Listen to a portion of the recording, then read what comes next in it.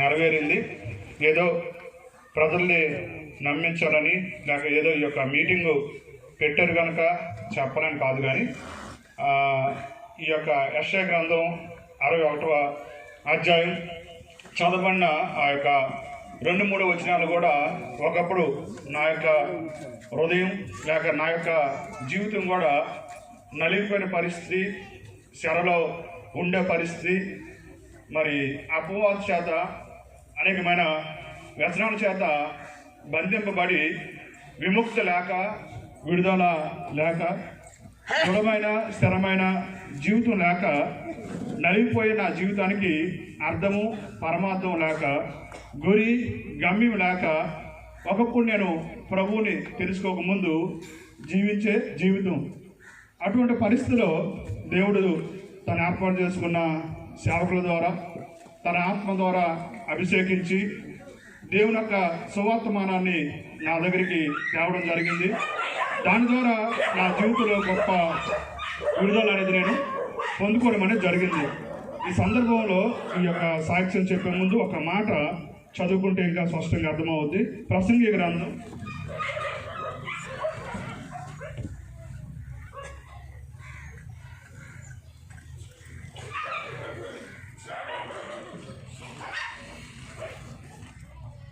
12వ అధ్యాయం 12వ వచనం చదువుకుందాం. కావున సంతోషంగా ఉండటి కంటను తన బతుకు సుఖముగా వెళ్ళబుచ్చుటి కంటను శాస్త్రమైనది ఏది నరులకు లేదని నేను తెలుసుకుంటాను. ఈ యొక్క భూమి మీద జీవిస్తున్న ప్రతి మనిషి కూడా గ్రహించవలసిన సత్యం ఈ యొక్క పరిశుద్ధమైన బైబిల్ గ్రంథం లేక ఈ సత్య వేద గ్రంథంలోనే ఈ యొక్క మర్మం అనేది రాయబడి ఉంది. ఈ భూమి మీద అన్నిటికంటే మానవుడికి శాస్త్రకరమైనది ఏంటి అని ఆలోచన చేస్తే ధనము, బలము, డబ్బు, పొలాలు, సైట్లు, కుటుంబము, పిల్లలు, భర్త, భార్య ఇవన్నీ ఉండడం మంచిదే, కానీ ఈ అన్నిటికంటే అసలు మేము సంతోషంగా జీవిస్తామా? దానికంటే శాస్త్రమైనదంటే ఈ లోకంలో ఏది కూడా లేదు. ఒకవేళ అన్నీ కూడా ఉండి ఆ యొక్క సంతోషమే కానీ లేకపోతే మానవ జీవితం అనేది వ్యర్థం. చివరికి వచ్చేసరికల్లా మన జీవితం ఎంతో నిరాశ, నిస్పృహ, ఆందోళన, కలవరము, చింత. ఒకప్పుడు నా జీవితం కూడా అలాగే ఉండేది. ఈ భూమి మీద జీవించిన అన్నాలు కొద్ది కాలమే కదా జీవిస్తాం. ఇది ఒక యాత్ర. ఏదో రోజు యొక్క యాత్ర అనేది ఏమవ్వాలంటే ముగించాలి. ముగించేలాగా నేను సంతోషంగా బతకాలి, ఆనందంగా బతకాలి, మనశ్శాంతితో బతకాలి. సహజంగా భూమి మీద ఉన్న ప్రతి ఒక్కరు కూడా అలాగే ఆలోచన చేస్తారు. నేను కూడా ఒకప్పుడు అలాగే ఆలోచన చేశాను. దానికోసం సంపాదించాను, కష్టపడ్డాను, భూములు సంపాదించాం, ఇల్లు సంపాదించాం, వస్తువులు సంపాదించాం, అలాగే పెద్ద కుటుంబం ఉంది.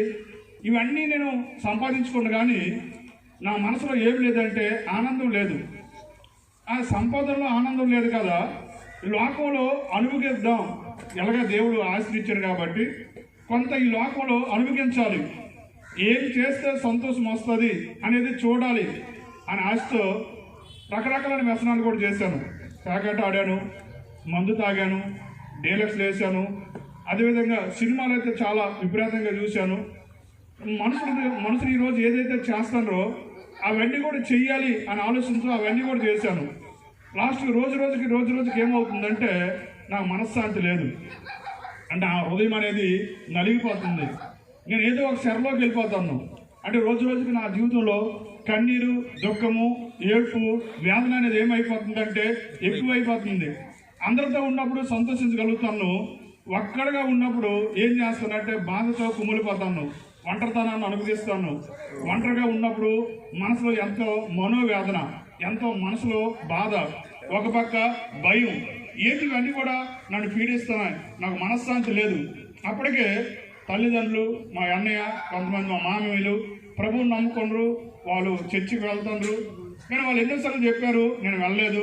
చాలామంది తోటి సేవకులు, సహోదరులు కూడా నాకు చెప్పారు, బాబు మరి మీ తల్లిదండ్రులు వస్తుండ్రు, మీ కుటుంబస్తులు వస్తుండ్రు, మీరేం రావడం లేదంటే లేదు యేసు ప్రభువుని ఎప్పుడు నమ్ముకోవాలంటే లాస్ట్ టైంలో, అంటే వృద్ధాప్యంలో నమ్ముకోవాలి.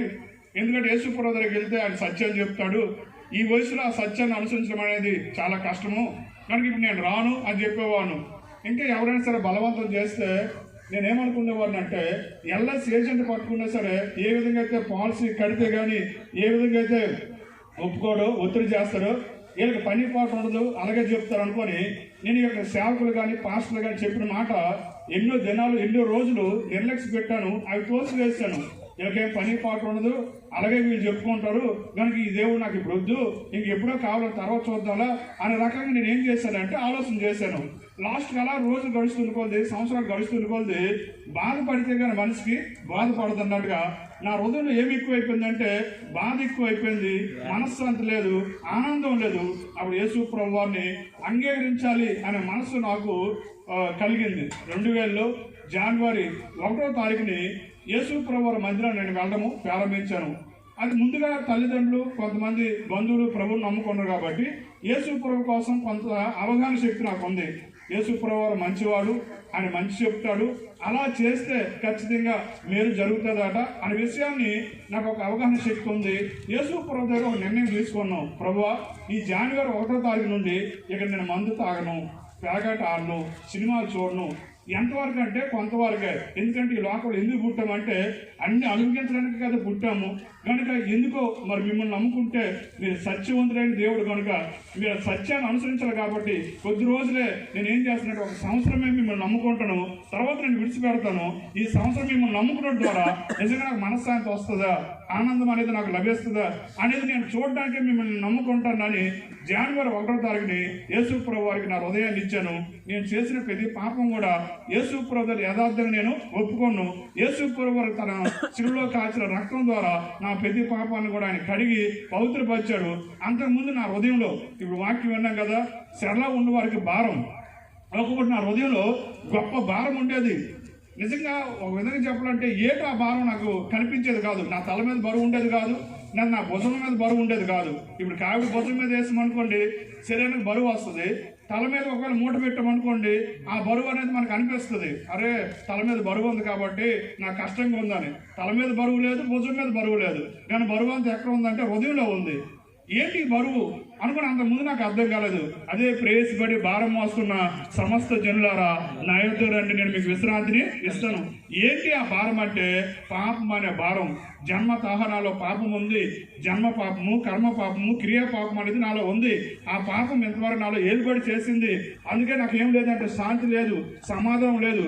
ఇల్లు ఉంది, భూములు ఉన్నాయి, వస్తువులు ఉన్నాయి, తల్లిదండ్రులు ఉన్నారు, అన్నదమ్ములు ఉన్నారు, బంధువులు ఉన్నారు, స్నేహితులు ఉన్నారు, కష్టపడ్డానికి శక్తి ఉంది, అవయవాల్లో ఏ లోపం కూడా లేదు, మనిషిని అయితే బాగానే ఉన్నాను. కానీ ఎందుకు నాకు మనశ్శాంతి లేదంటే అప్పుడు నాకు తెలిసింది పాపం అనే భారం నాలోన ఉంది. ఎప్పుడైతే యేసు ప్రభువారు నా పాపాల కోసమే ఆయన 2020 సంవత్సరం కిందట ఆయన పరలోకాన్ని విడిచిపెట్టి ఆయన భూలోకానికి వచ్చి నా కొరకు యేసు ప్రభువారు శిలువలో తన చేతుల మేకులు, కాలుకు మేకులు, తలకు ములికిరేయటం, ఆయన శరీరం అంతా కూడా నా కోసం గాయపరుచుకొని ఆయన ఒంటిలో ఒక రక్తము బొట్టు లేకుండా యేసు ప్రభువారు నాకు సిందించాడు. నా కొరకు ఆయన కాల్చిన రక్తము ద్వారా నాకు పాపం విడుదల, విమోచన కలుగుతుందనే సత్యాన్ని నేను ఎప్పుడైతే ఎరిగానో అప్పుడు యేసు ప్రభు నేను ఒప్పుకోను, నా పాపాలన్నీ కూడా ఆయన క్షమించాడు. ఆ రోజు నుండి నాకు గొప్ప మనశ్శాంతి. అప్పుడు నేను నిర్ణయించుకోను ఎటువంటి మనశ్శాంతి అంటే, చూడండి ఒక చెరువులో నిప్పుగా నీరున్నప్పుడు వర్షం పడినప్పుడు ఏ విధంగా పొంగు పొరులుతుందో అంతకుముందు ఆనందం లేని నా జీవితానికి దేవుడు గొప్ప ఆనందాన్ని దేవుడు నాకు ఇచ్చాడు. ఎన్ని వ్యసనాలు చేసినా దానిలో లేని ఆనందం, డబ్బులో లేని ఆనందం, కుటుంబంలో లేని ఆనందం యేసు ప్రభు వారు నాకు ఇచ్చారు. ఇప్పుడు సంతోషంగా ఉన్నాను. ఒకవేళ ఈ క్షణం నేను చనిపోతే నా శరీరం అనేది ఇది మట్టి, ఇది మట్టిలోకి చేరిపోద్ది, నా ఆత్మ అనేది పరలోకానికి చేరుతుంది, నా ఆత్మ అనేది పరమాత్మ దగ్గర చేరుతుంది అనే నిశ్చయిత, అంటే మరణ భయం కూడా ఇప్పుడు నాకు లేదు. దేవుడు అంత గొప్ప శాంతి, సమాధానం యేసు ప్రభు వారు నాకు అనుగ్రహించారు. దేవుడి సాక్ష్యం దీవించిన కాక.